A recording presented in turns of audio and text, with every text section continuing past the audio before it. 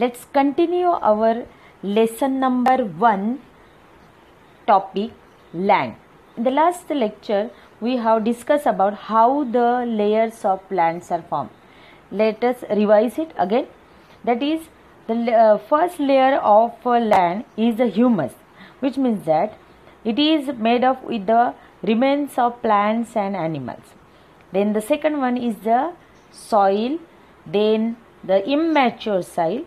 This is formed with the help of sand, soil, small stone, worms and insects. Then afterward the layer of soil and small rocks and bedrock. These are the layers of land. But how this soil is formed? The soil on the land is formed by a natural processes. The abiotic components of soil are supplied through the weathering of the bedrock due to the heat, cold and water of the sun, wind and rain respectively. The bedrock breaks down into the pieces and the soil is formed. This we can understand with the help of the animated video. Let's look at that.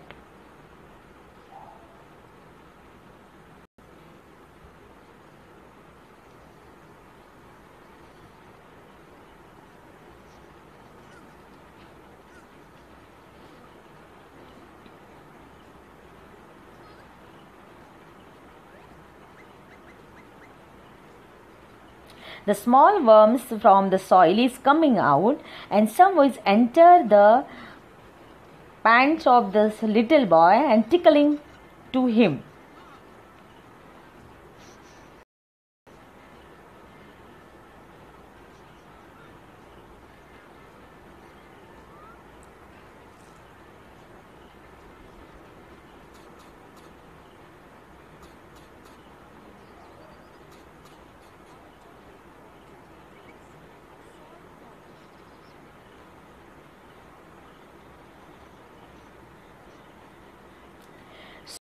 Formed by the combination of physical, chemical and biological processes in which huge rocks are broken down into smaller particles over a long period of time. Soil is formed by the combination. Rocks undergo a process of expansion and contraction in which they expand during the day and contract during the night due to the constant rise and fall in temperature. However, not all parts of rock undergo expansion and contraction at the same rate, resulting in the formation of cracks. Look at the stone have cracks in it. Gradually cause the rocks to break down into smaller pieces. With time, these smaller pieces convert into particles and form soil.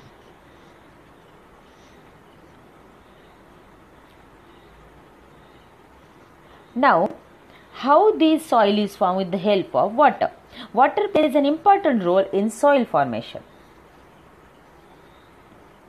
Water that gets collected in the cracks of rocks sometimes freezes, which helps in widening the cracks.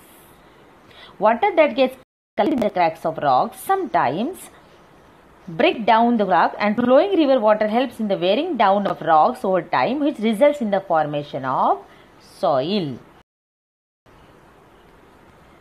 Now the next one, how the soil is formed with the help of winds. Winds also rub against rocks and help in wearing them down.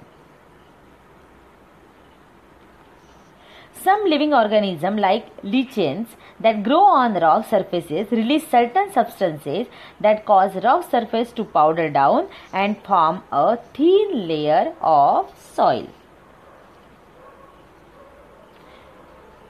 This is how we are understand the soil is formed with the heat, cold, water of the sun, wind and rain respectively.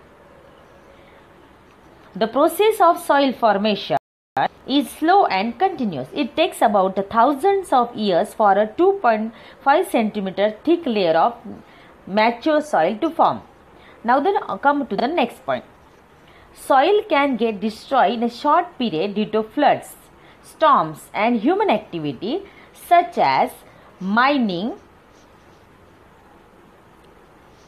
Look at the pictures.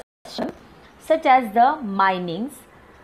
That is why it is necessary to conserve soil and to prevent erosion of land.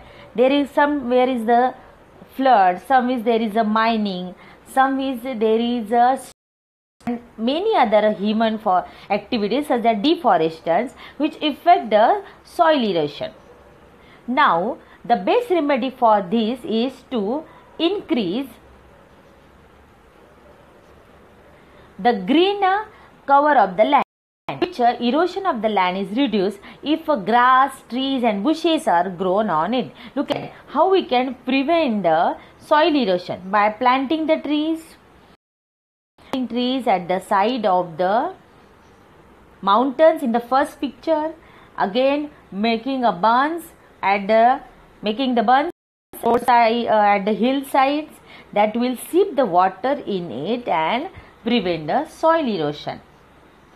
Now some try this is to you in the textbook. Come to our textbook. Obtain specimens of soil from various places in your surrounding, such as your own yard, a garden hill, river bank, field and rocky ground. That you have to collect from these different specimens. Note down the differences with respect to the color. That is, what is the color of the soil at different places, what it is filling, texture and size of the particles. Some soil is a reddish color, some is blackish, some is whitish color. That is, what is the texture and the color and the size of the particles. Do you know humus is the layer formed in the soil due to the decomposition of dead plants and animals by microbes. We have already studied when we are discussing about the layer of this land. Humus is also important for aerating the soil and for holding water in the soil. The proportion of humus in the upper layer of good fertile soil is about 33% to 50%. That one, this humus is about to 33 to 50%.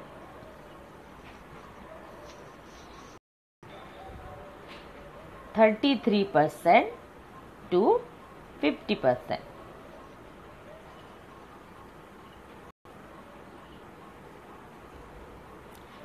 Now use your brain power. What are the constituents of soil? Classify them as biotic and abiotic constituents. Then what are the constituents of soils are biotic and abiotic factors.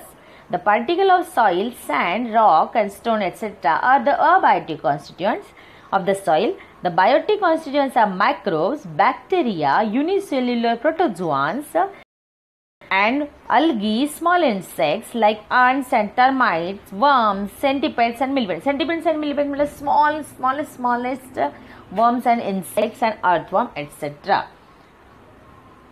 Now forest and land. Come to our textbook again.